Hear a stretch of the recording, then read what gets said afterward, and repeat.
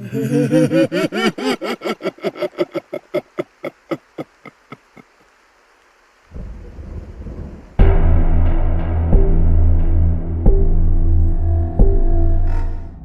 would you do if you inherited property and discovered the previous owner had been recording voices coming from beneath the ground? How would you react when those recordings captured your name being called, years before you'd ever been there? And what if the sounds weren't coming from above the soil but from something buried far below? My name is Catherine Hayes, and 3 months ago I inherited a 160-acre farm in rural Nebraska from a great-uncle I'd never met. I'm a graphic designer from Chicago, 34 years old, single, with no farming experience whatsoever. When the lawyer called to tell me about the inheritance, I almost declined it. What would I do with a farm in the middle of nowhere? But the lawyer explained there were no strings attached, no debts on the property, and I could sell it immediately if I wanted. The land alone was worth at least $500,000.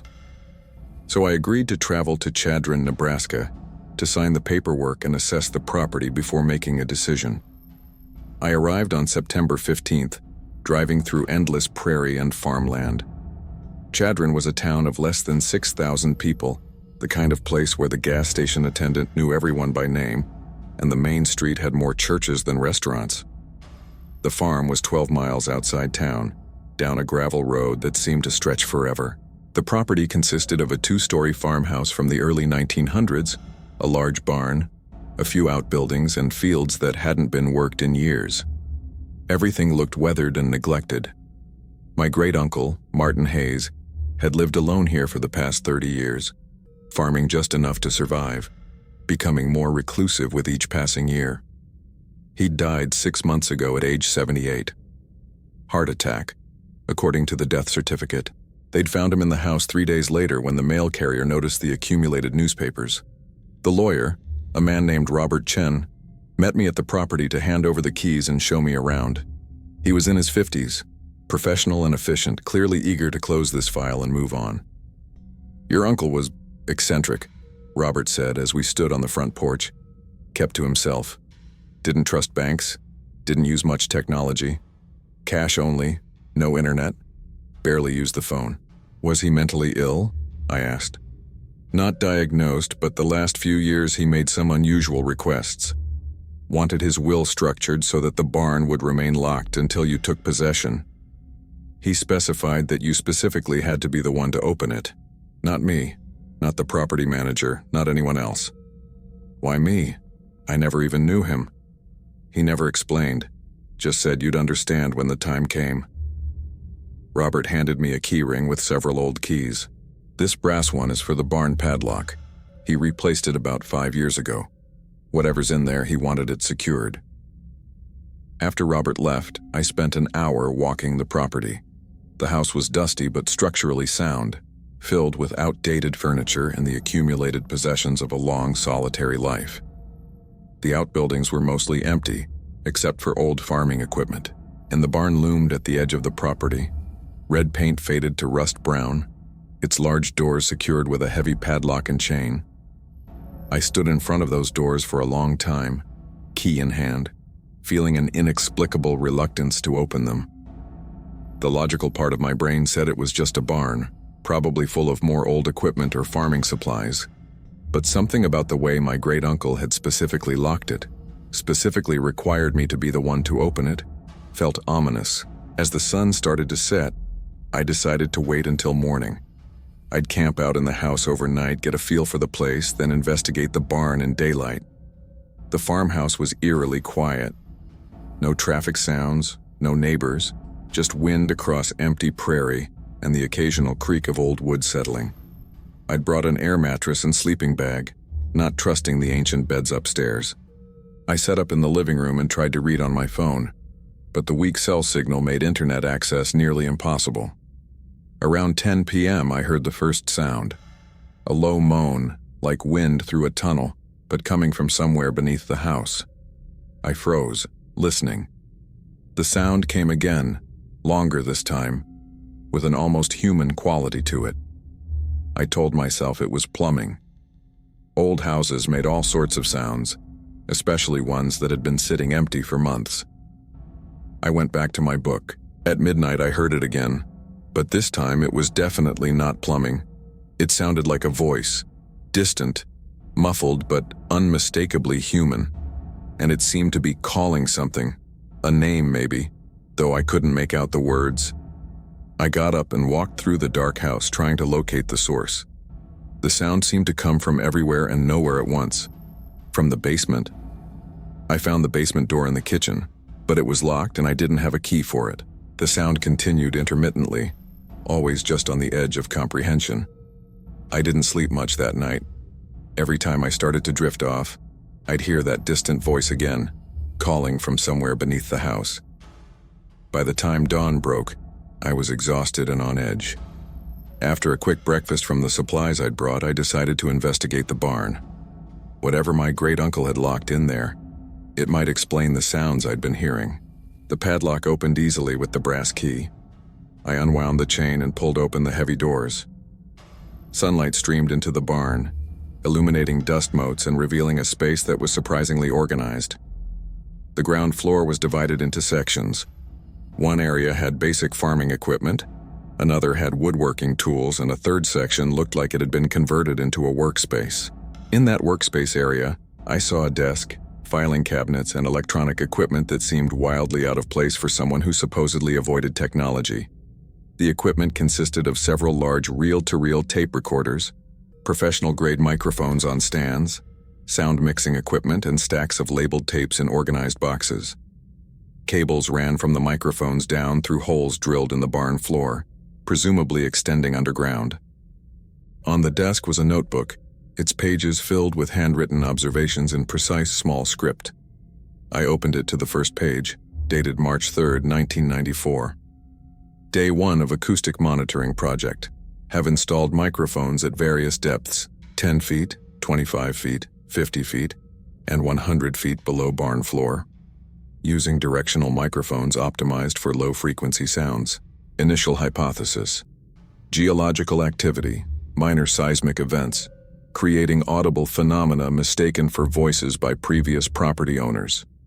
Will document findings to establish scientific explanation. I flipped through more pages. Entry after entry of technical descriptions, waveform analyses, frequency measurements. My great-uncle had been conducting a serious scientific study of sounds coming from underground. But as I read further, the tone of the entries began to change. Day 47, May 19, 1994. Anomaly detected on 50-foot microphone at 3:47 a.m. Sound pattern inconsistent with geological activity. Resembles human vocalization but at impossible depth and volume. Have isolated recording for further analysis. Day 89, June 30, 1994. Multiple vocalizations recorded over past 2 weeks. Frequency increasing. Some recordings show clear phonetic patterns. One recording, tape 23B, contains what sounds like a name being called. Have played it for 3 other people. All hear different names. Auditory pareidolia or something else. Day 203, November 20th, 1994. Can no longer maintain scientific objectivity. The sounds are voices. They are saying words. They are responding to surface activity. When I speak aloud in the barn, the vocalizations increase. When I remain silent for hours, they fade.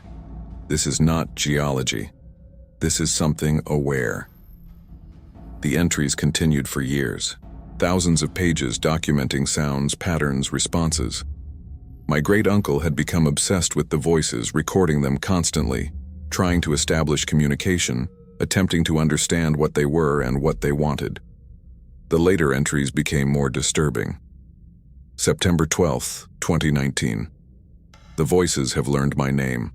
Last night's recording clearly contains Martin repeated 17 times at varying intervals.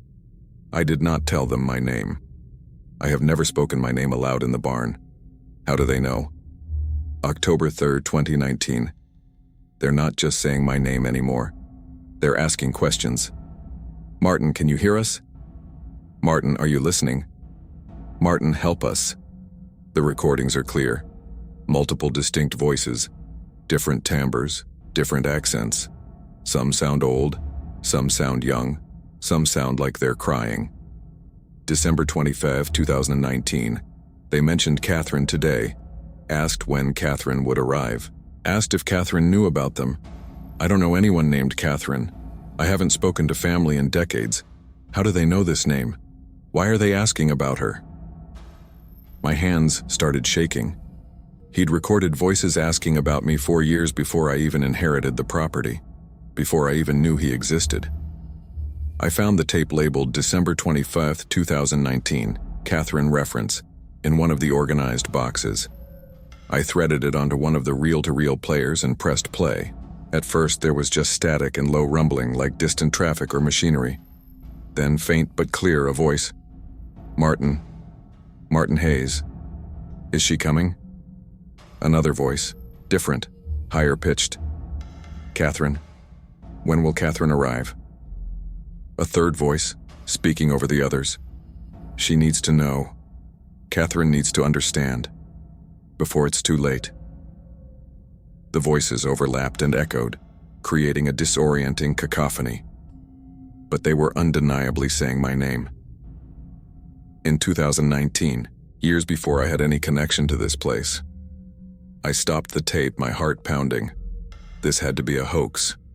My great-uncle had manufactured this somehow, created these recordings to mess with whoever inherited the property. But why? What would be the purpose? I kept reading through the notebook, finding more references to me. January 8, 2020. They're insistent about Catherine. Say she's the one who will listen. Say she's connected to the below. Say she already knows but has forgotten. I've searched through family records. Found a Catherine Hayes great-niece lives in Chicago, graphic designer. No apparent connection to agriculture or this property. Why her? March 15, 2020. Started modification of will to ensure Catherine inherits. The voices say this is crucial, that only she can complete the work. I don't understand what work they mean, but their urgency is disturbing. They've started screaming her name at night. Hundreds of voices all calling Catherine simultaneously. July 22, 2020. Health declining, heart problems. Doctor says I need to reduce stress. But how can I leave the barn? The voices need monitoring. They need someone to listen. Catherine will have to take over. The voices promise she'll understand. Promise she'll hear what I can't.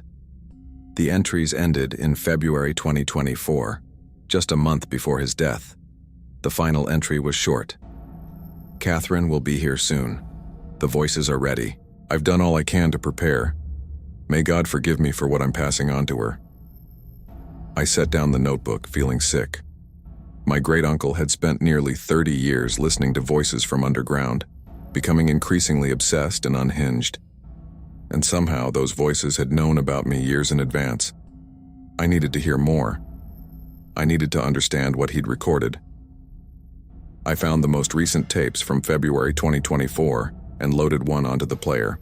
The sound that came through the speakers made me recoil. It was a chorus of voices, dozens or maybe hundreds, all speaking at once. Some whispering, some shouting, some crying. And through the chaos I could make out words. Catherine, she's here now. Finally arrived. Tell her to listen. Tell her to come down. We've been waiting. Catherine, Catherine, Catherine. I shut off the player and backed away from the equipment. This was insane. These recordings were impossible. You can't have voices coming from 100 feet underground. There's nothing down there but soil and rock. Except, what if there was something else? What if my great-uncle had stumbled onto something real? I forced myself to think rationally. Possible explanations. Underground caverns creating acoustic phenomena. Some kind of radio interference. Auditory hallucinations induced by infrasound from geological activity. Or simply elaborate fraud by a mentally ill man with too much time alone. But none of those explanations accounted for them knowing my name years in advance. I spent the rest of the day examining the barn. The microphone cables ran down through the floor into drilled holes.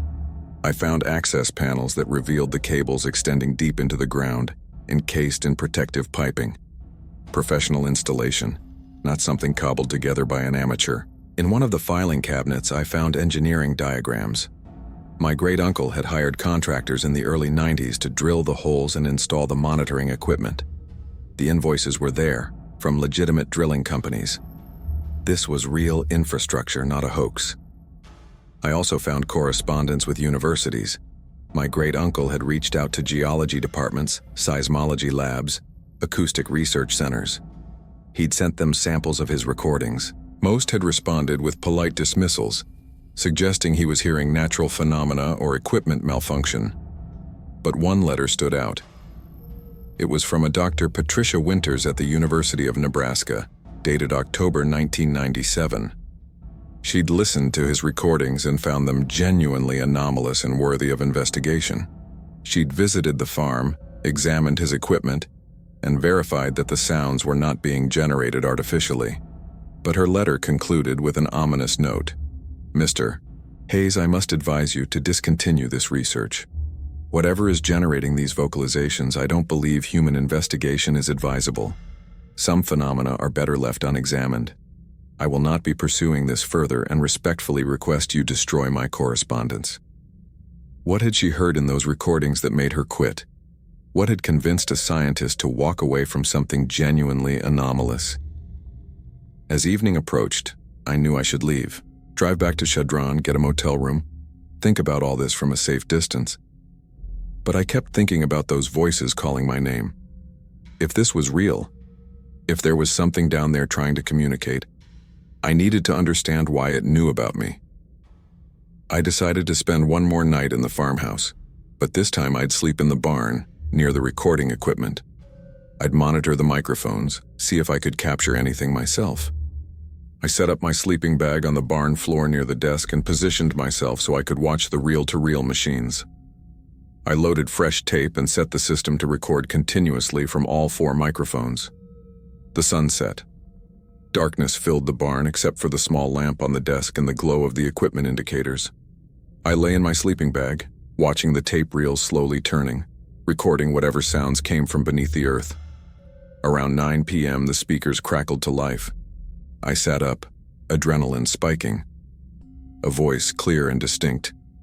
Catherine, are you listening now? I grabbed the microphone my great-uncle had used for his logs. Yes, I'm listening. Who are you? Silence for several seconds, then, we've been here so long, waiting for someone who could hear. Who are you? I repeated. Where are you? Below, far below, where the old town used to be. What old town? Kearney Station, 1893. They told us it was just a mine. Told us we'd be rich. My skin crawled. I pulled out my phone and searched for Kearney Station, Nebraska, 1893. The weak signal took forever to load results, but eventually, I found a historical reference. Kearney Station had been a small mining settlement in northwestern Nebraska, established in 1891 after rumors of gold deposits. About 200 people lived there at its peak. But in 1893, there had been a disaster. A mine collapsed during winter storms. The entire settlement had been buried under tons of earth and snow. Official records stated that all 200 residents died, but their bodies were never recovered.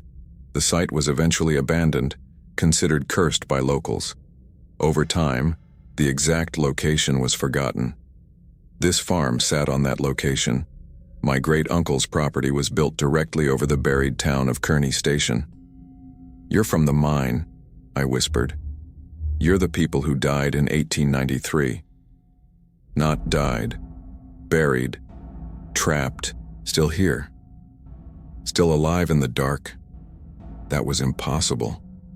People couldn't survive 130 years trapped underground. This had to be something else. Mass grave creating some kind of psychic imprint, geological formation amplifying sounds from the past. But then another voice came through, different from the first.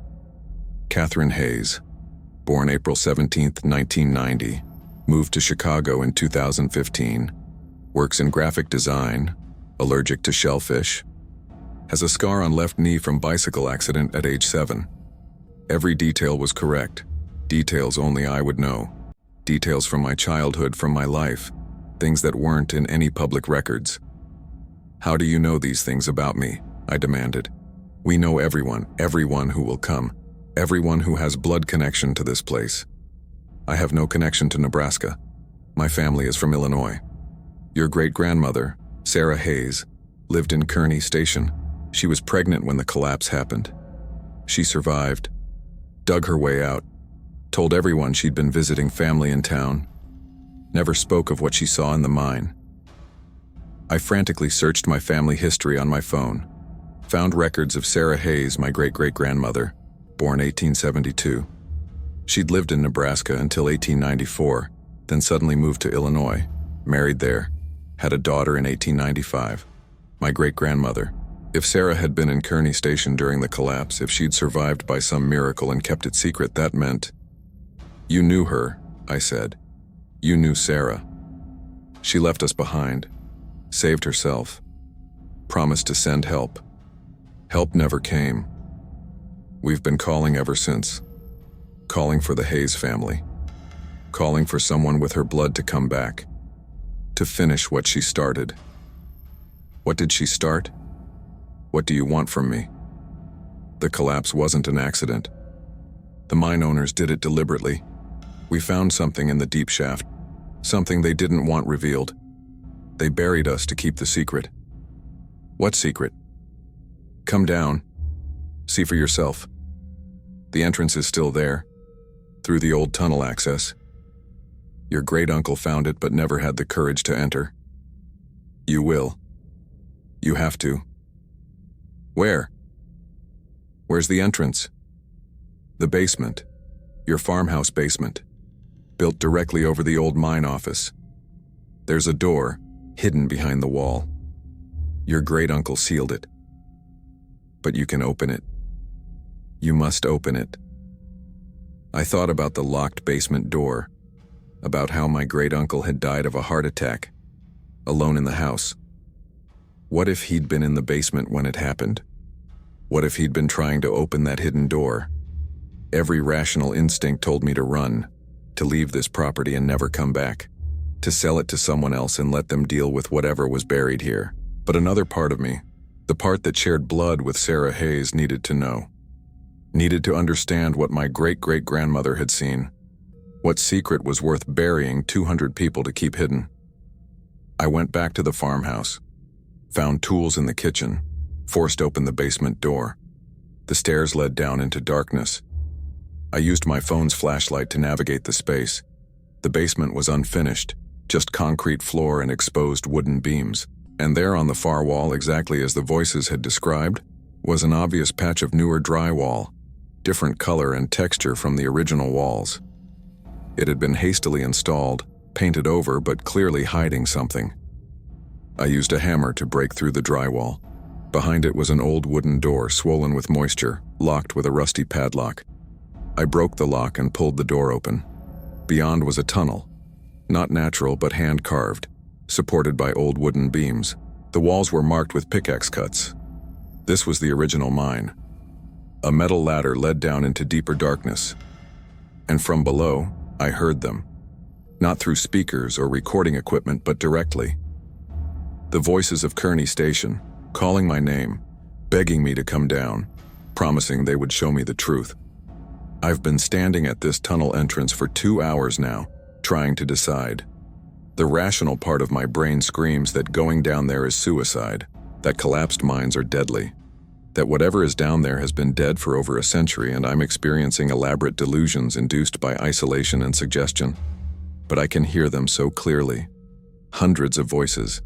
Men, women, children, all begging me to come down. All promising that if I just see what they found, if I just understand why they were buried, then I can finally let them rest. My great-uncle spent 30 years listening to these voices and never had the courage to go down. He died trying to work up the nerve, trying to decide if it was madness or reality. I don't know if what I'm hearing is real. I don't know if there are actual people down there, preserved somehow against all logic.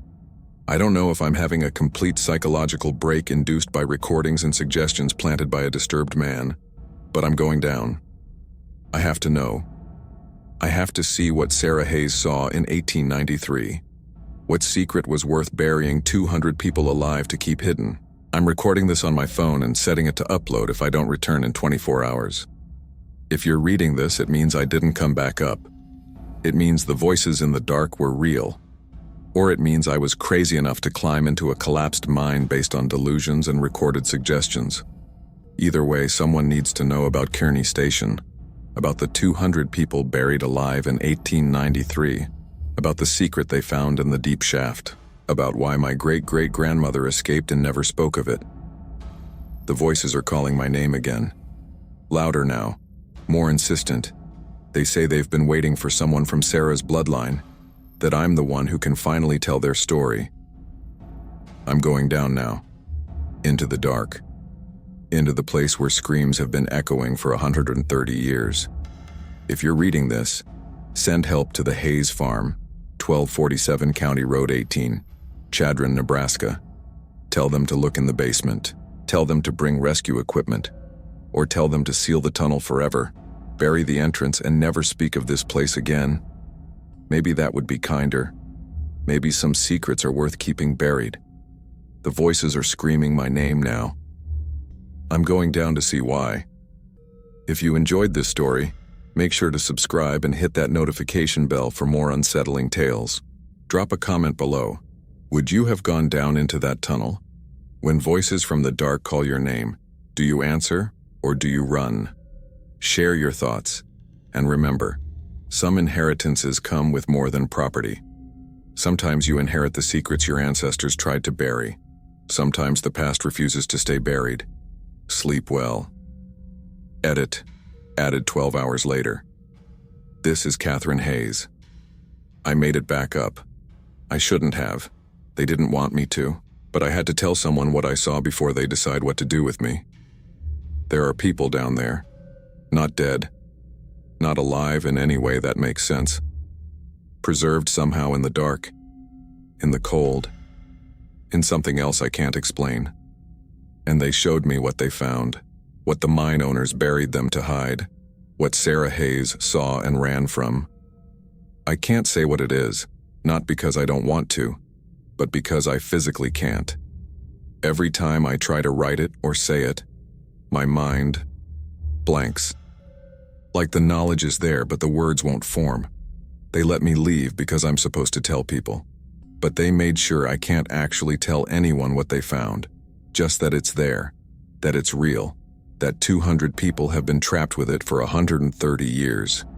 The farm is mine now, and I understand why my great-uncle never sold it, why he spent 30 years listening to the voices, why he died trying to decide whether to go down. Because once you know something is down there, you can't walk away. You can't sell the property to someone else. You can't risk anyone else finding what they found. I'm going to do what my great-uncle did. I'm going to stay. I'm going to listen. And maybe eventually I'll find the courage to go back down and try to free them.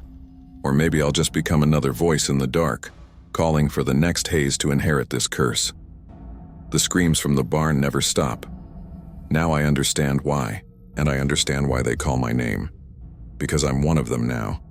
Part of the family that knows. Part of the chain that stretches back to Sarah Hayes. Part of the secret that's been kept for 130 years. Some inheritances you can't refuse. Some voices you can't ignore. Some secrets demand to be heard even if they can never be told.